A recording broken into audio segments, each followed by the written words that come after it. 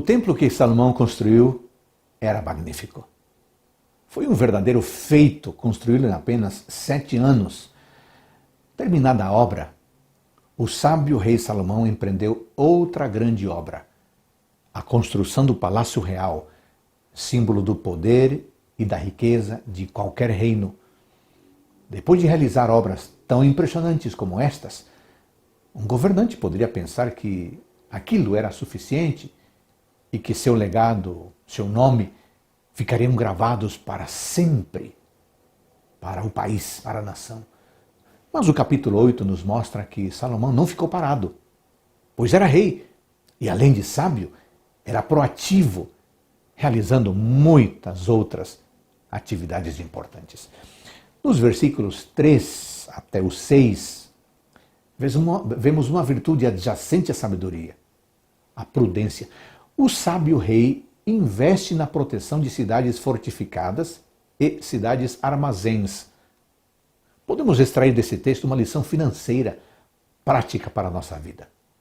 José, lá no passado, foi instruído por Deus a armazenar a 5ª parte da colheita em celeiros para a crise vindoura. Gênesis capítulo 41.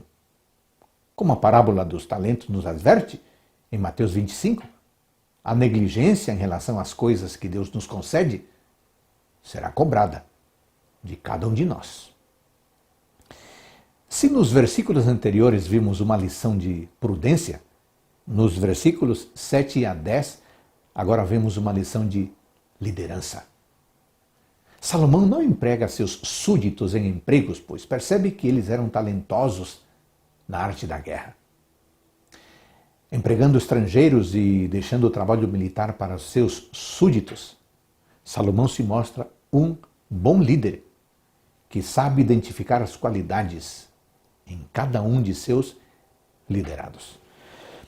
Amigos, grande parte do capítulo 8 é dedicado a expressar o extremo cuidado que Salomão teve em relação aos serviços, práticas e ritos sacerdotais.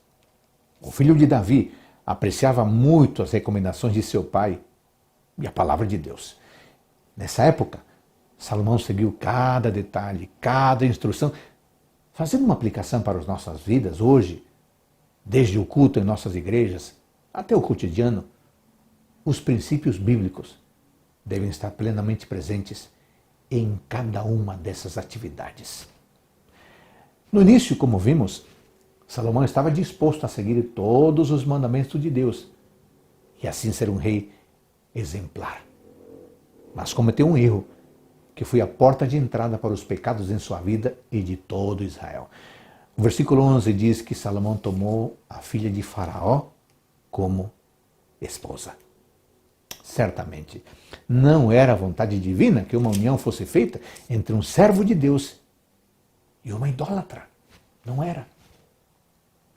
Depois que Salomão tomou a princesa egípcia como esposa, ele não permitiu que ela estivesse nos lugares santos de Israel, porque ainda havia certo respeito pelas coisas de Deus. Mas a história bíblica conta que a apostasia, a idolatria, progressivamente tomaram conta das pessoas.